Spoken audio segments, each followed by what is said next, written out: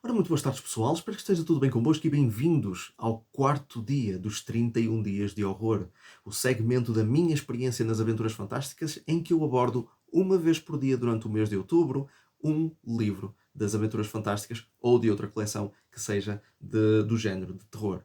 E o livro de hoje que eu trago, também já foi abordado aqui neste canal, é A Lenda dos Cavaleiros das Trevas e também um dos meus favoritos, não só da coleção, mas também no contexto geral de livros-jogos. Eu gosto imenso, imenso, imenso deste livro por causa do setting e por causa de todo o ambiente e de toda a atmosfera que ele nos passa. Mais uma vez, à semelhança da Maldição do Vampiro, este também se passa no Velho Mundo, portanto, a própria atmosfera continua a ser bastante ligada ao próprio terror que ele passa é muito gótico. Portanto, é baseado também nos filmes antigos da Hammer e da Universal. Este livro foi escrito por Stephen Hand e ilustrações de quem? Cá está, Martin McKenna, o meu favorito, e eu posso dizer que, embora eu tenha gostado imenso das ilustrações da Maldição do Vampiro, eu acho que ele aqui conseguiu melhorar ainda mais as ilustrações, porque há um certo nível de detalhe que me fez perder, não digo perder, mas ficar bastante tempo a olhar para estas ilustrações, porque as imagens são muito boas, são bastante. São bastante, como é que eu ia dizer? Não, quase não tenho palavras mesmo para dizer, mas posso mostrar aqui. Como vocês podem ver, aqui existem. O nível de detalhe é muito interessante, é muito bom e ajuda bastante na imersão da própria história em si. E a história é ela muito interessante e muito. Eu não queria dizer divertida, mas há uma coisa que eu gosto nestes livros que é o replay value, ou seja, muitos dos livros das aventuras fantásticas são bastante lineares, ou seja, só existe apenas um único caminho, mas a Lenda dos Cavaleiros das Trevas consegue melhorar bastante nesse quesito. Não é o único da coleção, felizmente, mas como eu estou aqui a apresentar terror, este basicamente é o primeiro que faz isso, no qual nós podemos ter mais do que um caminho alternativo. Portanto, nós não temos que seguir exatamente o mesmo caminho para termos o final feliz. Aqui nós podemos seguir pelo menos entre dois caminhos, mais ou menos, e dentro desses dois caminhos também existem outras variantes que não nos irão prejudicar se fizermos, se escolhermos um caminho ou outro. Muitas vezes as nossas escolhas podem levar, às vezes, a falharmos alguma coisa, mas o caminho principal que nós percorremos, tanto pode ser um como pode ser outro, que não vai causar nenhum problema. Aqui, em questão de regras, nós temos a perícia, a força e a sorte, mas, por exemplo, o quadro de marcações, que é uma coisa que eu não tenho mostrado, basicamente, tem também espaços para armas, armaduras, moedas de ouro, equipamento, provisões. Normalmente existem quadros de marcação que juntam isso tudo, mas uma vez que nós temos a possibilidade de comprar armas e armaduras que têm certas habilidades especiais, eles decidiram colocar aqui estes espaços mesmo para podermos dividir as coisas. E depois, claro, temos aqui notas, se nós acharmos por bem escrevermos aqui alguma coisa, não que seja assim muito importante, mas existem assim algumas coisas, assim, umas pequenitas coisas interessantes que convém nós anotarmos. Em relação à história, eu vou ler aqui a sinopse, para vocês verem mais ou menos qual é que é a história da Lenda dos Cavaleiros das Trevas. Agora que a Guerra dos Quatro Reinos terminou, Galantaria é uma terra acolhedora que festeja um novo governante. No entanto, para os habitantes da longínqua aldeia de Karnstein, esta transformou-se num local tenebroso. 5 figuras fantasmagóricas saídas de uma lenda antiga surgiram à luz do dia. Os Cavaleiros das Trevas. Montados nos seus cavalos, vêm perseguindo os humanos e trespassando-os com as suas espadas sem qualquer razão aparente. Esta é basicamente a premissa da história. Nós somos um velho comandante de guerra, não exatamente velho, mas somos um comandante de guerra. Nós estamos em Royal Landel, que é uma cidade que é capital de galantaria.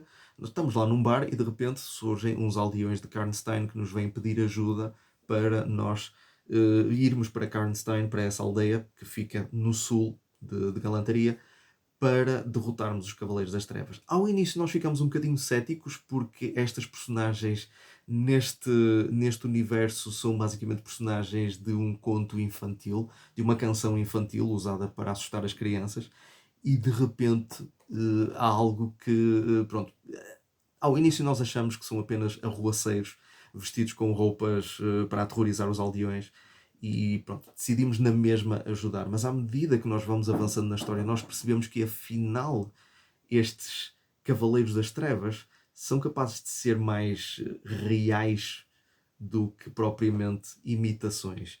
E é isto que reside a parte mais interessante da história, é que nós vamos desvendando este mistério à medida que nós vamos avançando, nós vamos conhecendo certas personagens, nós vamos vendo a influência dos Cavaleiros das Trevas no mundo, porque basicamente existe um vilão principal, que é basicamente, não digo que seja o comandante dos Cavaleiros das Trevas, mas é quase como se os Cavaleiros das Trevas fossem uma manifestação da influência desse vilão principal.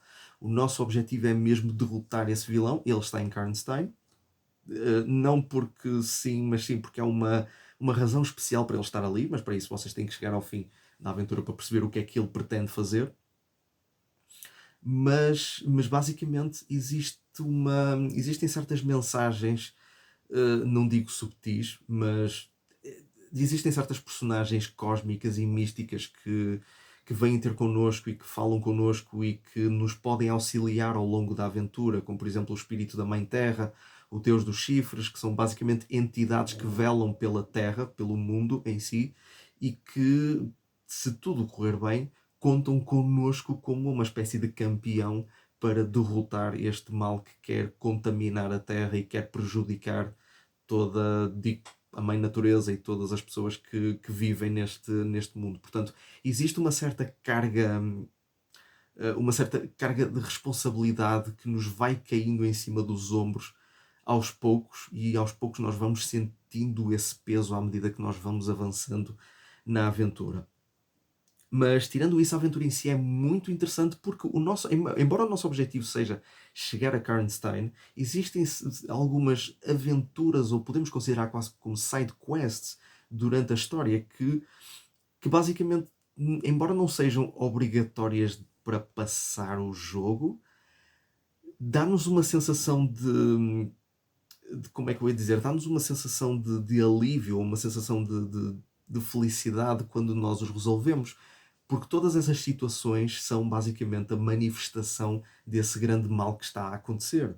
Por exemplo, esta situação aqui que nós vemos, estes não são os Cavaleiros das Trevas, isto são criaturas chamadas Hagworth, que estão a assombrar uma aldeia, por exemplo, e nós podemos derrotá-los. E existe uma situação, por exemplo, em que nós podemos encontrar o Circo dos Sonhos, e o Circo dos Sonhos não é exatamente aquilo que aparenta, porque os integrantes do circo são mandrágoras. São criaturas que, quando chegam a uma determinada cidade, eles atacam as pessoas, matam as pessoas, ou fazem, não se sabe o que é que eles realmente fazem com as pessoas, mas substituem-nas por duplos deles mesmos. Ou seja, ou melhor, substituem por duplos dessas mesmas pessoas. Portanto, existe... Numa determinada zona, nós podemos encontrar uma cientista chamada Dr. Calder Welsh que criou um monstro feito com partes de vários cadáveres. Onde é que nós já vimos isto? Onde é que nós já vimos isto? Exatamente, existem mais referências à semelhança da Maldição do Vampiro. Existem estas referências aos filmes antigos e o monstro de Calder Welsh é claramente uma referência ao monstro de Frankenstein. Ok? Portanto, existem muito estas referências, existe muito esta carga gótica, esta pressão enorme, e nós sentimos que quando nós resolvemos estes problemas, nós sentimos que estamos a aliviar mais, pronto, nós estamos, dá-nos um alívio, uma felicidade muito grande, porque sabemos que estamos a contribuir para preservarmos, não é, a Mãe Terra e tudo o que nela vive. E dá-nos um alento e uma motivação maior para nós chegarmos a Karnstein e livrar o mundo deste grande mal. E é isso que faz com que este livro seja muito bom. E eu gosto imenso deste livro porque este livro é cheio. Não existem momentos vazios, não existem momentos desinteressantes, não existem momentos aborrecidos.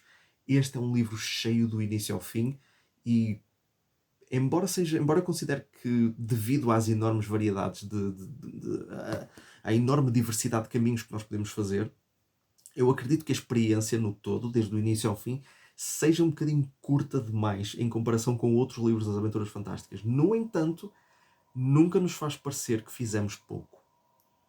Portanto, esta é daquelas aventuras que, mesmo que seja curta, nós sentimos que fazemos muito, que fizemos muito. Principalmente se nós realmente fizermos e se não ignorarmos os problemas que acontecem.